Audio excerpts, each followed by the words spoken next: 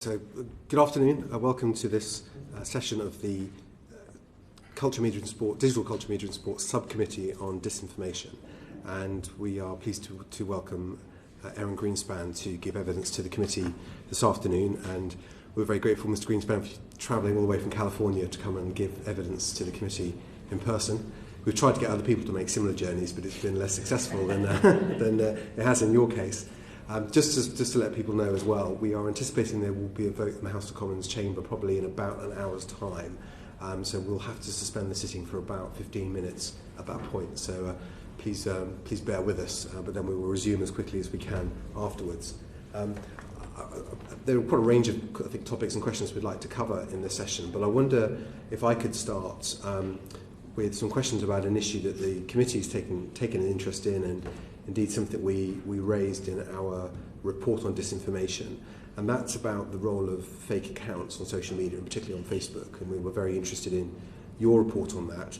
I think whilst at our inquiry and the other inquiries in America, there's been a big focus on the role of disinformation and micro-targeting of adverts, but there are I think many people who believe that is the tip of the iceberg, and that the bigger problem is fake accounts and the coordination of fake accounts.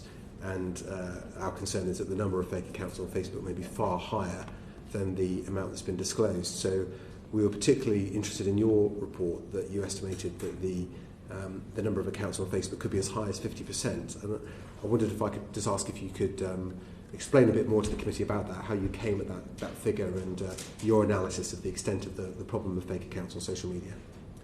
Sure. Thank you very much for having me. Before I go into any detail, I should offer a disclaimer, which is that in the past and at present and possibly in the future, I have a short position on Facebook stock. I don't think that colors my analysis, but in the interest of full disclosure, I think you should know that. As far as fake accounts go, I started getting interested in this more or less a year ago when I noticed that most of the media coverage, as you alluded to, referenced advertising and referenced privacy, which are certainly enormously important issues, but they tended to gloss over the fake account problem, perhaps because most of the disclosures historically have been in Facebook's SEC filings. I don't know if you've ever tried to read an SEC filing cover to cover, but they tend to be very verbose and dense, not the kind of thing that most people read unless they're securities lawyers. And if you look at the disclosures that Facebook has put forth in the SEC filings, they are alarming, in my opinion, because of a number of factors. First of all, if you look at the disclosures from, I believe, the end of 2017, Facebook says that something like 1% of their accounts are believed to be what they term fake, and there are definitional issues here, but just for the sake of simplicity, I'll skip over those for now. If you fast forward to a few weeks ago, Facebook is now claiming that 5% are fake by their own definition.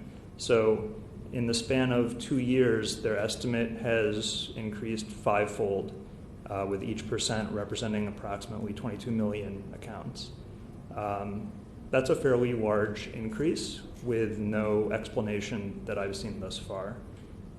So that's the first issue. The second issue is that the way in which those estimates are arrived at is extremely unclear.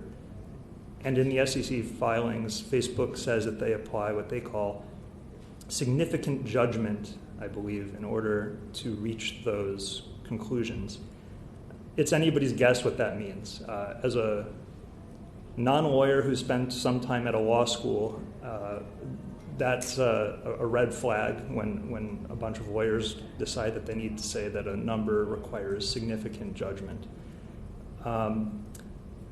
Then, because of, I believe, public pressure, Facebook introduced what they call their transparency portal, and they have a fancy name for the report that is embedded in that portal, but I think it's the Community Standards Guidelines report, something to that effect. The transparency portal also addresses fake accounts, but it does so in a different manner, using different metrics with different units of measurement. And it's very difficult to reconcile the SEC filings with the transparency portal. So the reason that I wrote my report was to attempt to do that and to see if I could take the numbers from one source, which is ultimately Facebook, and put them together with a number from the other source, which is ultimately Facebook, and see if they align. They don't, is the simple answer. I did my best to perform an analysis that could take a number of contingencies into account, whether fake accounts were part of monthly active users, if they were separate from monthly active users, and looking at Facebook's historical tendency to lie about metrics and to exaggerate numbers or minimize numbers in their favor. I reached a conditional conclusion, if you will, given that they won't really tell us what's going on, that something like 30-ish% of accounts are fake on the platform according to their current disclosures. So that's the best that I could arrive at with their own numbers. I would guess that those numbers are being minimized to make the problem seem smaller than it is. And based on my own anecdotal use of the platform and the historical trend starting in 2006 when it was made public up until present, it seemed like it was a safe bet that 50% were fake, and I think it could actually be higher. If you look at the releases from a few weeks ago, when Facebook finally updated the transparency portal once again, they announced that in the fourth quarter, I believe, of 2018, they removed 1.2 billion, they disabled, not removed, 1.2 billion fake accounts. And then in the first quarter of 2019, the number is apparently 2.2 billion. So we now have an exponential growth curve in fake accounts according to their own numbers, which have not been audited by any respected body that I can tell. And if you add up all of the numbers in that transparency portal report starting in 2017, you get 6.2 billion accounts disabled. Now, Facebook claims it has 2.2 billion active accounts, and that only goes back to 2017. So if you were to sort of extrapolate and make a conservative guess about how many total disabled fake accounts there have been, you get something like 10 billion for a platform that has 2.2 billion active users. So we know for sure that historically, certainly more than 50% of all accounts have been fake in one way or another. As to the active accounts, if you take Facebook's word for it, they've done a perfect job at finding all of them and there's no problem. But reality suggests otherwise. So in a nutshell, that's what the report attempted to do. It's difficult to reach precise numbers without more cooperation from Facebook, but I suppose that's why I'm here. Yeah. I mean, the numbers you quote certainly suggest that the operation of creating fake accounts on Facebook is something being done at an industrial scale, you know, by the people that are doing it. This is probably not just individual members of the public setting up, you know, fake accounts. This must be being done as part of a concerted operation. Well, I think it's both. I think there are, and Facebook distinguishes between duplicate accounts and fake accounts. I don't. I think if an account is not in your name and you have a second account for whatever purpose, that's legitimately something you can call a fake account. But there are definitely members of the public who have more than one account for whatever reason on Facebook or Twitter or any social media platform. And then there are also organizations like the Internet Research Agency or various other subsidiaries of the FSB or GRU or People's Liberation Army that create, yes, many, many fake accounts. And it's not just governments. It's also done for corporate propaganda purposes. There are a number of major U.S. corporations that use social media as sort of a battle zone to get their preferred message out. And unfortunately, the individuals who run, sort of by coincidence, the individuals in charge of Facebook and Twitter in particular are extremely unconcerned about this problem, I would say, and have an incentive to ignore it. Well, I mean, it would seem, because if the total number of monthly active user accounts that were fake was far higher than the sort of 5% that Facebook believed that it is.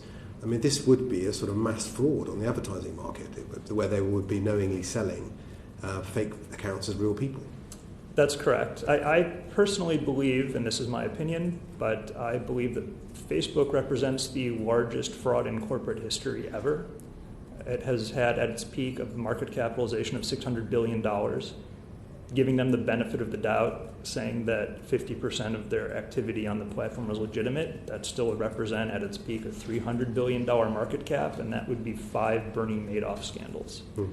So I don't think we've ever quite seen anything like this. I think that's part of why the regulatory response has been so slow and haphazard. I mean, there are certainly other considerations in the United States given the political situation, but this is a big problem, and it's not something that many people understand well, I'm afraid. Yeah, but this, I mean, and in some ways we never really see anything quite like this, because in most other medium that seek to make money out of advertising, there is independent verification of the audience sizes. But as with so much else on Facebook, the data about Facebook, and even in terms of the number of users, is generated by Facebook itself with no means of independently verifying the numbers. Correct. There is Facebook's own attempt to convince the public that these numbers are valid, and that's, I'm not sure if you're familiar with it, but it's the Data Transparency Advisory Group, or what they call the DTAG. Back in the fall of 2018, this group convened. It's a number of paid academics, 2 of whom are actually in the UK, and they were tasked with reviewing the data on the transparency portal, which again includes the fake accounts numbers from that source anyway. And a few weeks ago, I think, they finally got around to releasing their report. The report is vague, to say the least. It is narrow in scope. The academics who put it together were very careful to define, much like a corporate auditor would. They're not necessarily looking for fraud. They're merely looking at the numbers presented and seeing if they kind of make sense, which the report concluded basically that they did. No surprise. But if you look for references in that report regarding fake accounts, you'll find almost none. I think it refers to fake accounts on 3 pages, and it's 2 of those references are sort of an aside, just quoting something that's on the website. So there's no actual analysis of whether those numbers are legitimate, how they were arrived at, and there is no public document, to my knowledge, that outlines Facebook's methodology. This is actually another problem with the disclosures, because the methodology is left completely opaque, and all that's discussed in the SEC filings is the fact that a sample is used. So knowing that Facebook's user table has something like 12 billion rows in it, that raises a number of questions. How many users are in the sample? When is the sample from? If you're looking at fake account numbers from the period 2004 to 2005, you'll find close to none. That if you look at the period 2017 to 2018, it's possible that 95% of accounts are fake from registrations in that period. So all these questions are incredibly material, and nobody's even asking them. Yeah, and it was, given the number of accounts, and to take down over 3 billion accounts in 6 months would suggest that they must be using some sort of data analysis tools to do it. This can't be human checking. Oh yes, there are numerous software applications that create accounts, as you said, on an industrial scale in bulk with very little user intervention. And the fact that that's even possible is testament to the completely ineffective nature of Facebook safeguards. Yeah, given that one of the sort of supposedly one of the core elements of Facebook's values would be that the people that you see on Facebook are real people.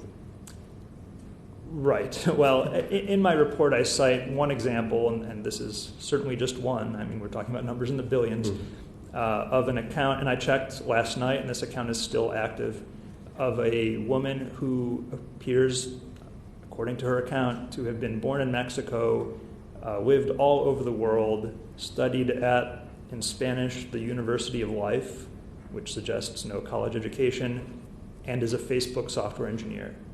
So what I really don't understand, and I would love for Mark to give a response to this question, is how a company which knows who works for it has accounts on its own database that are linked to those known employees, and has the ability to remove any account on its platform at any time. So effectively, it says the lowest of low-hanging fruit. How it can allow those accounts to persist even after they've been highlighted in a public report about how bad a job they're doing. Yeah. It's amazing. And presumably it would be, using Facebook's own sort of tools, it would be relatively easy to take a sample of known fake accounts and look for data matches of other accounts that share similar characteristics, just as the way the lookalike audience tools help boost advertising audiences based on shared characteristics. Well, this is where it gets tricky, and were I in Facebook's position, which I should highlight that I'm not, because I saw this coming 14 years ago, but were I in their position, I would be afraid, because it is actually incredibly difficult to ferret out indicators of truth effectively. It's based on the way IP addressing works. You can use something called network address translation, or NAT, where a number of different computers or devices share one IP address. So if you looked at everybody using the internet in this building, for example, from the perspective of another company on the internet, everyone might have the same IP. Does that mean that everyone in this building is the same person or is using the same account? Or if one person has done something involving a fake account as everybody, it's hard to say. So very quickly, it's tough to sort of pull the needles you want out of the haystack. And this is why I've come to the conclusion that essentially Facebook is not really in anyone's control at this point. The company has lost its ability to control the platform, and I don't think that's an ability they can ever truly regain.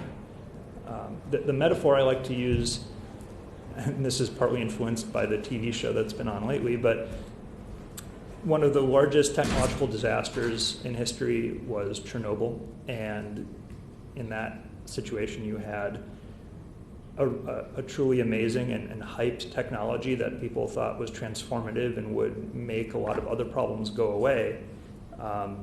Coincidentally, on January 9th, 2004, 2 days before Mark bought the domain name for the Facebook.com, he described what he wanted to do to me as involving the problem of reaching critical mass, which is, of course, a nuclear power reference or nuclear chain reaction reference. And by designing the platform the way that he did, effectively Mark removed the control rods from the reactor core. And the result is an enormous uninhabitable zone on the internet at this point. It's polluted with this disinformation and falsity, and it's not exactly the same as radiation, of course, and we're fortunate that that's the case, but much like radiation, once that transpires, it's really nearly impossible to reverse. But I think one of the things I think we've looked at throughout our disinformation inquiry, though, is that it has the ability to spread. Can spread like a virus, or spread like radiation, and contaminate the whole ecosystem.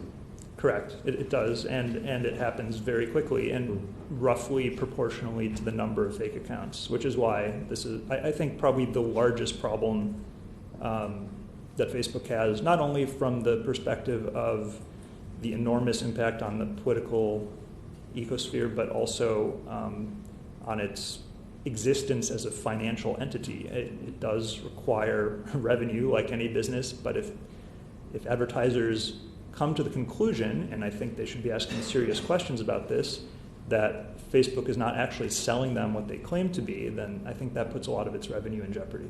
Yeah, thank you. Ian, did you want to come in? Just to say, your description of the opaque nature of Facebook, and it's very familiar to us, and we share the difficulty in extracting information that you've described. What is the reaction of the regulatory authorities to this in the United States? Has there been any pushback from them on this? Well, I think there are three primary regulators that can do something about Facebook. One is Congress, and unfortunately the way that our Congress is set up in the United States, the ability of hearings to produce meaningful answers from witnesses is constrained by a lot of political theater, as we saw back in April 2018. The second regulatory body is the FTC, the Federal Trade Commission, which is pending an investigation of Facebook, which my understanding is that there are 3 Republicans and 2 Democrats, and because of that sort of tension, that investigation is not yet concluded, but that may happen in the near future. And then there's the Securities and Exchange Commission, or the SEC. And I don't think most people realize that SEC has its DC office, but it also has regional offices, and there is one in San Francisco, which has sort of jurisdiction for Silicon Valley. The San Francisco office has had no regional director for the past 6 months. Its regional director left at the end of November, and I think only this week it sort of promoted from within the person under her to be the new regional director. The SEC has been especially toothless lately, not just in handling Facebook, but in handling virtually every technology company, and there are a number that merit investigation. So, unfortunately, I think it's fair to say that pretty much everyone is asleep at the wheel. I mean, the other problem is that regulating an entity as large and complex as Facebook requires technical knowledge, and by and large, United States regulators lack the technical knowledge to effectively enforce the laws that are already on the books. Are you suggesting, are these fake accounts created in any way by Facebook, or are they created by other organizations? No, I'm suggesting that they're created by other organizations, but then once Facebook is aware of their existence, they have almost no incentive to eliminate them, and in fact they have an incentive to keep them active because that helps their bottom line. It seems to me that this is potentially a massive fraud within the advertising market, but it also seems that it's being very effective because Facebook is dominating the advertising market so much. I agree with you. I do think it's a massive fraud. I don't think Facebook's alone in perpetrating this fraud. I think that according to a paper released, I believe, last week, behavioral targeting, which has been hyped as this immense leap forward in advertising technology, produces something like a 4% benefit to, and this is measured in terms of revenue, to advertisers. So while ad exchanges like Facebook or Google might charge 59% more on average for a targeted ad, or up to 4,900% more in some cases, the advertiser's actually only getting a 4% benefit. And it's a market, so if people are willing to pay that much, then that's what they're willing to pay. But there does seem to be something deeply wrong there. Thank you. Brendan O'Hara. Thank you. Given the scale that you talk about, how difficult would it be for Facebook to actually detect these fake accounts? As I said, it is difficult. At the scale they're operating at, I think it's verging on the impossible. But there are at the same time measures they can take that I don't think would result in 100% effectiveness, or maybe not even 90%. But they could do a lot better than they're doing. So my first question for their team that handles fake accounts, again, would be what methodology they're using currently, so that you sort of know where the starting point is. But since we don't have that information, we can rely only on what they're putting out publicly. They had a blog post in late May on their Difficult Questions blog, I believe it's called, where they sort of rhetorically posed the question, how do we measure fake accounts? And this was very exciting for me because I've been asking that question for a while.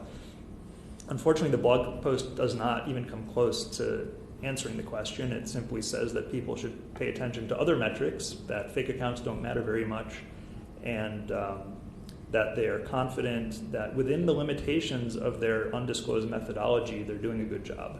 But of course, the limitations are the important question. How are they limiting their own analysis to produce the numbers that they are giving the public?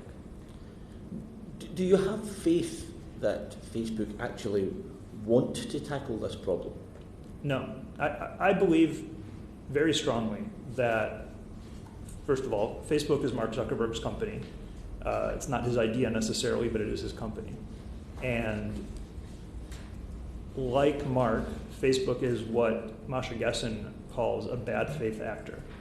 This is somebody, and as a corporate entity, somebody that has no intention of complying with the law. Clearly, Mark has no intention of appearing here or in Canada or anywhere where serious questions are going to be posed to him, because there is no legitimate answer in many cases to those questions.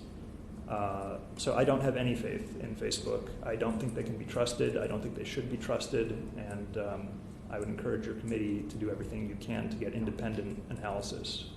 So would it be fair to say that you believe that Facebook they are more unwilling rather than unable to tackle the problem, and the reason that they would not seek to tackle the problem is, as you mentioned to Mr. Lucas, that they are incentivized not to tackle the problem?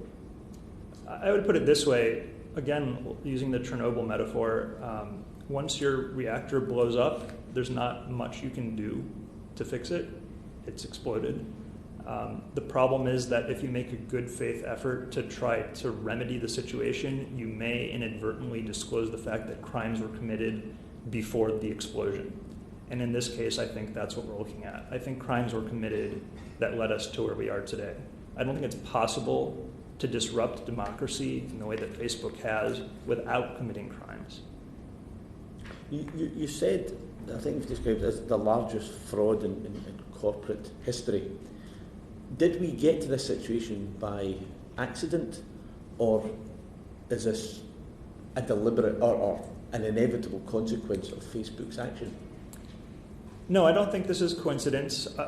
It's such an extreme outlier kind of event that I find it difficult in a way to believe that I'm even sitting here, because this seems so improbable. And yet, having been at Harvard in 2003 and 2004, and knowing Mark and knowing roughly what transpired, although I, of course, never worked for the company, it makes sense. Mark is somebody that lied to really everybody around him for years and years, found willing enablers in Silicon Valley in the form of Peter Thiel, his first investor, and Mark Andreessen, who I believe continues to sit on Facebook's board, and has managed to align incentives such that the scale has grown so immense that it affects nearly everyone.